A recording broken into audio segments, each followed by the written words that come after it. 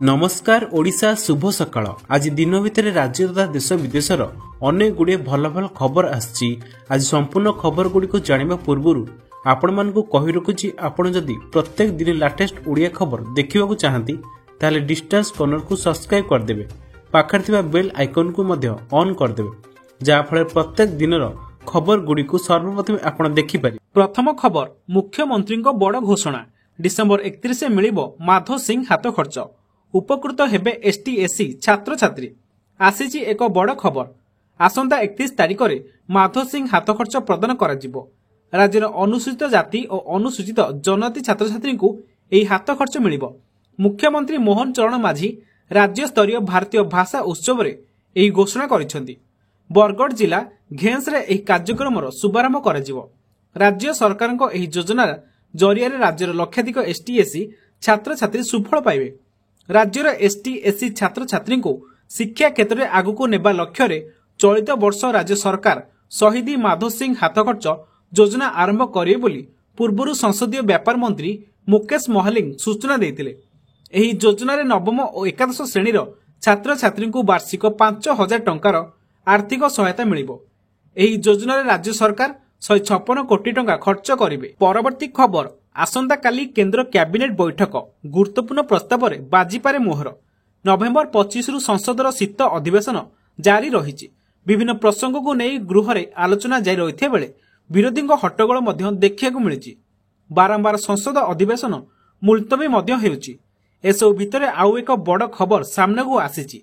आसंता काली राजधानी दिल्ली रे केंद्र कैबिनेट रो गुरुत्वपूर्ण बैठक अनुष्ठित हेबो। एनी जातीय गणमाध्यम सूचना मिली। केंद्र कैबिनेट रे विभिन्न प्रसंग नहीं आलोचना हेबा सह गुरुत्वपूर्ण प्रस्ताव रे मोहर बाजिपारे बोली सूचना रही। परवर्ती खबर, पूर्व सरकार किनिथिबा 400 बोलेरो बीजेपी अमल रे खत खाउची। टिकसदाता टंका केमिति नष्ट करा जाउची तार ज्वलंत उदाहरण सामने को आसी। जरूरी सेवार लागिथिबा 400टी महिंद्रा बोलेरो एसयूवी एबे खत खाउची। सेगुड़िक छत्तीसगढ़ दुर्ग जिले में थिबा सुरक्षा कर्मी तृतीय बाटालियन पड़िया अलिया होई वर्षरु अधिक दिन हेब पड़ी रही। राज्यर जरूरीकालीन सेवा को 22 सहर में अधिक त्वरान्वित करने को गत वर्ष एगुड़िक किणा जाइतिला। लोकंकु हॉस्पिटल नेबाठारु विपर्ययर मुकाबिला बेले बोलेरोर व्यवहार होइथांता। कांग्रेस नेतृत्वाधीन भूपेश बघेल सरकार एहाकु किणिथिले, हेले कांग्रेस सरकार क्षमतारु हटिबा परे बीजेपी वर्षरु अधिक समय हेला सरकार रहिछि, किंतु सरकारी टंकारे किणा होइतिबा 400 बोलेरो व्यवहार एजाय होई पारु नाही। सेगुड़िक एबे नष्ट हेबा स्थिति को चली आसलाणी। सबुठारु गुरुत्वपूर्ण कथा हेला इमरजेंसी सेवा पई आसीथिबा गाड़ी गुड़िक खत खाउतिया बेले अन्यपटे लोकंकु गाड़ी अभावरु ठीक भाबे सेवा मिलि पारु नाही। परवर्ती खबर, खूब शीघ्र श्रीमंदिर जगिबे स्वतंत्र बाटालियन, सीधा नियुक्ति पाइबेनी सुरक्षा बाहिनी। विश्व प्रसिद्ध श्री जगन्नाथ मंदिरर सुरक्षा व्यवस्था अधिक मजबूत हेबो। राज्य सरकार एथिपई पदक्षेप नेउथिबा बेले खूब शीघ्र श्रीमंदिर सुरक्षा पई स्वतंत्र बाटालियन मुतयन हेबे। एने सूचना देइछन्ती आईन मंत्री पृथ्वीराज हरिचंदन। एने मंत्री कहिसन्ती श्रीमंदिर स्वतंत्र बाटालियन पई पुलिस विभागरु सुरक्षा कर्मी को नियाजिबो। एथि सहित खूब शीघ्र जगन्नाथ मंदिर पुलिस बा जेटीपी नियुक्ति हेबे। बाटालियन जेतिकी सुरक्षा कर्मी और पुलिस आगर रहुथिले सेतिकी रहिबे। श्रीमंदिर अभ्यंतरण एवं बाहर सुरक्षा आम समस्तक दायित्व बोली मंत्री कहिसन्ती। परवर्ती खबर, राज्य में 23टी संस्था देउ नाहंती विद्युत बिल। बकेया बिल को छाड़ कर दैछन्ती पूर्व बीजेडी सरकार।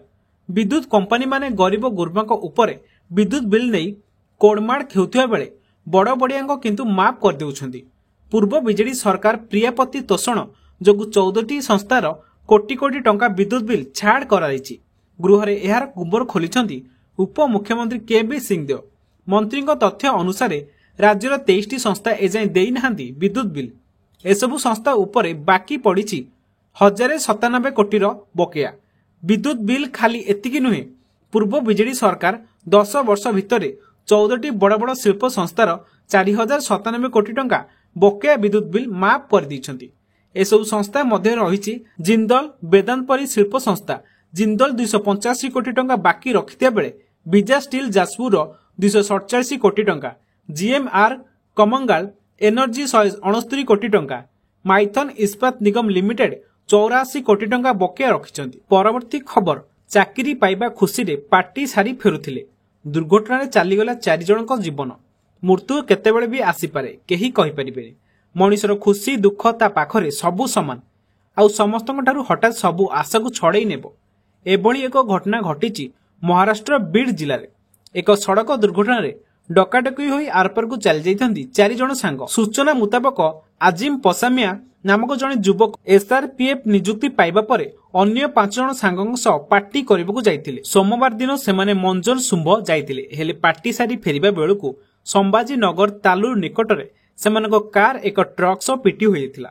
फले घटनास्थल में 3 जनकर सांगंकर मृत्यु होइते बेले हॉस्पिटल रे अन्य जने सांगर मृत्यु होइथिला।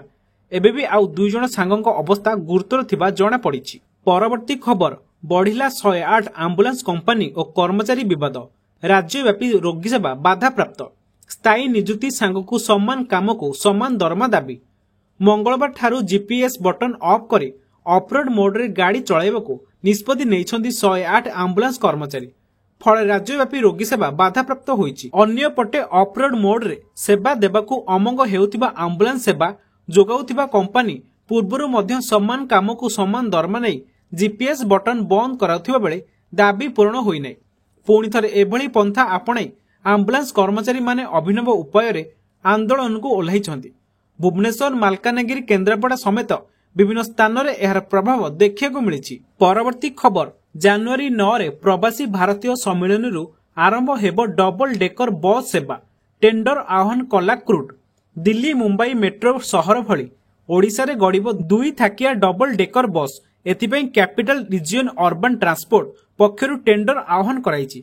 प्राथमिक पर्यायर एही बस खोर्धा पुरी और कटक जिले में चलाचल करिब।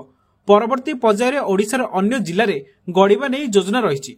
सहर में बढ़ुथिबा प्रदूषण को दृष्टि रखी एही बस गुड़िक संपूर्ण विद्युत चालित ई बस होइतिबा जणा पड़िछि।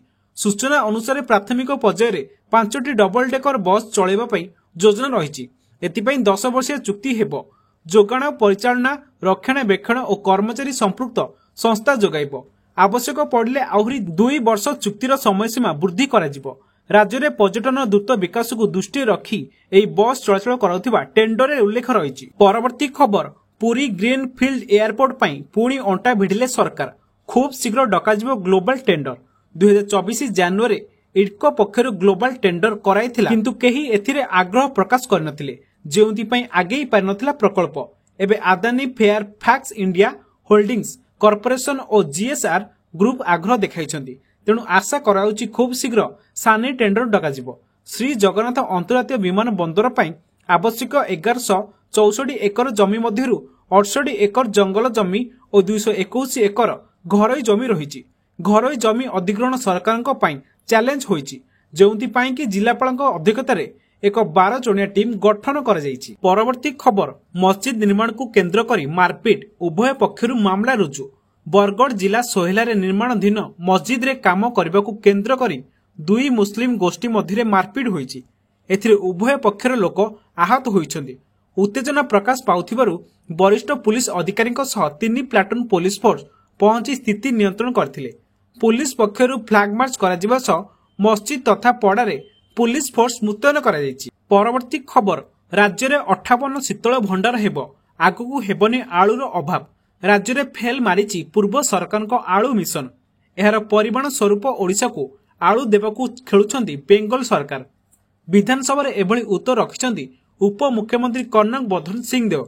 गृह रे उभय विधायक अश्विनी पात्र और गणेश्वर बेहेरा उत्तर देबाकू जाई कनक वर्धन सिंहदेव कहिछन्ति प्रकृत रे विद्युत शक्ति अभाव जोगु राज्य में थिबा अधिकांश शीतल भंडार बंद हो जाइतिला। पूर्व बीजेडी सरकार शीतल भंडार गुड़िकर परिचालना दायित्व अर्थतत्व चिटफंड ग्रुप रो हाथ में देथिले।